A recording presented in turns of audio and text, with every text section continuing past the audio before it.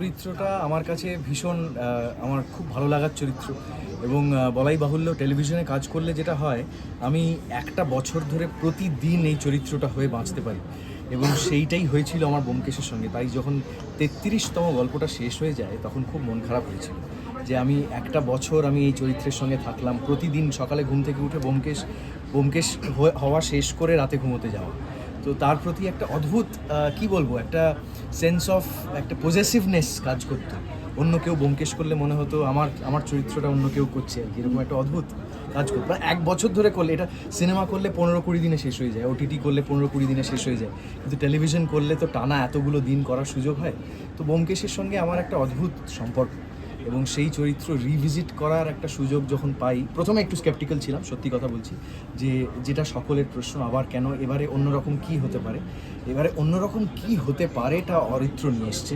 এবং তার সঙ্গে প্রথমত ওর ট্রিটমেন্ট, তার সঙ্গে যে স্ক্রিপ্টটা তৈরি করা হয়েছে সেইটা আমার ভীষণ ভালো লেগে যায়। আমার মনে হয় যে এইটা একটা নতুন আঙ্গিকে ব্যোমকেশকে প্রেজেন্ট করা হচ্ছে এবং সেইটা আমার কাছে খুব ইন্টারেস্টিং লাগে। এবং তার সঙ্গে সঙ্গে মনে হয় যে এখন আমার বয়সটা আরও উপযুক্ত ব্যোমকেশ করার জন্য, তখন একটু ছোট ছিলাম আর কি, বছর 12 আগে।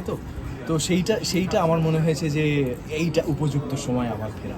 এবং এই মুহূর্তে 10 জন আরও অভিনেতা ব্যোমকেশের চরিত্রে অভিনয় করছেন না, তো সেইটা আরও একটা বড় কারণ। দেখেই বোঝা যাচ্ছে আমরা যে দুটো গল্পতে কাজ করেছি, প্রথমটা সত্যান্বেষী যেখানে সত্যবতী নেই, দ্বিতীয়টা অর্থমনর্থম যেটা সত্যবতীকে ঘিরেই গল্প, কিন্তু আমাদের একসঙ্গে কাজ খুবই অল্প ছিল। 3 দিন মতন একসাথে শুট করেছি। হ্যাঁ, তো কিন্তু সেটা খুবই, মানে আমি শ্রুতিকে নিয়ে আর নতুন করে কি বলবো, already she is an established অভিনেত্রী, শি ইজ এ দক্ষ অভিনেত্রী, এত ভালো ভালো কাজ করে আসা অভিনেত্রী, এবং তার অলরেডি এত ভক্তরা রয়েছেন যারা খুব এক্সাইটেড যে ব্যোমকেশে সত্যবতী হিসেবে দেখা যাচ্ছে শ্রুতিকে। তাই আমরা সকলেই খুব excited. I hope everything does well. আমি খুবই নার্ভাস ছিলাম সত্যবতীর রোলটা, এটা এরকম একটা আইকনিক চরিত্র যে কোনো অভিনেতাকে করতে দেওয়া হলে খুবই একটা নার্ভাসনেস তো থাকবেই, কিন্তু আমি খুবই লাকি যে গল্পটা দিয়ে আমার জার্নিটা শুরু হচ্ছে, সেটাতে সত্যবতীর ইন্ট্রোডাকশন, সত্যবতীর সঙ্গে ব্যোমকেশের প্রথম দেখা হচ্ছে, সুতরাং আমি নতুন করে ক্যারেক্টারটা এক্সপ্লোর করতে পারছি, নিজের মতন করে ওটাকে প্রিপেয়ার করতে পারছি। এবং গৌরবের মতন ব্যোমকেশ যদি থাকে তাহলে তো কাজটা is half done and it becomes easier. So I would just say thank you and please watch.